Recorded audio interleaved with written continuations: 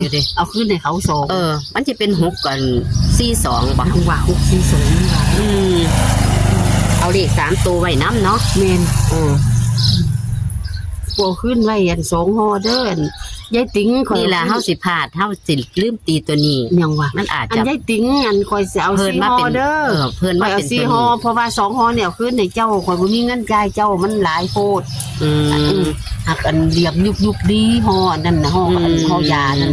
เป็นสีแดงจึ้งคือหักเหลี่ยมยุบดีฮอ แม่ ยา ได้อยู่ ได้อามาซีจังหวะ เอามันก็เลยขันแม่นนั่นเนาะตัวเลขนี่เฮาก็เลยต้องได้เพิ่มแต่ว่าตัวเก่าที่แม่นี่เอาตัวนี้ไปเสี่ยงเอาตัวเก่าไปเสี่ยง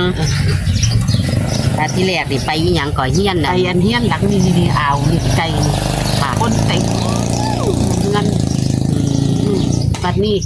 เขาเจ้ากินเหล้ากินยากันเนาะเฮียนเต็มเฮือนอยู่ก็เลยอันย่างไปก็เลยว่าอันบักอันนี้บักหนึงคนวัยรุ่น